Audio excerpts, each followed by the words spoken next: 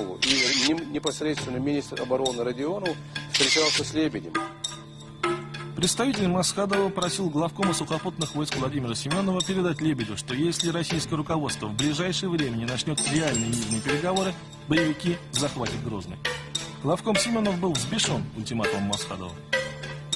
Он вскочил и говорит: вы о чем говорите? Это великая Россия, вы с Россией там ничего не сделаете. Там. Я помню его реакцию Семенова, и это же реакция и Родионова. Эти генералы, конечно, как мне кажется, и в страшном сне не могли себе представить, что вдруг кто-то придет, зайдет в Грозный, захватит его и так далее.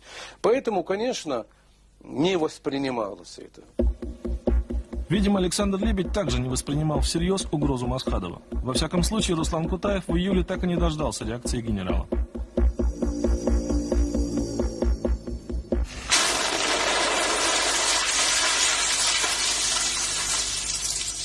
Военные отбивались интенсивно.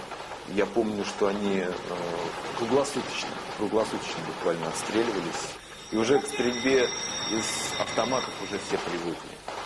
Уже автоматная стрельба, она как бы никого не пугала.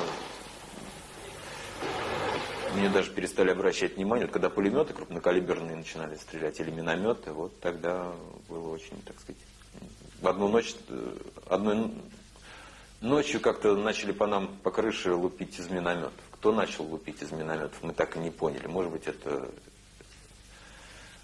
федеральные минометы были, может быть, это были минометы боевиков. Но крышу они там хорошо так порубили, и мы уже там все в штукатурке поползли в подвал гостиницы, чтобы хоть как-то спрятаться. Гостиница, в которой жили российские журналисты, работавшие в Грозном, находилась в осажденном боевиками комплексе правительственных зданий в центре города.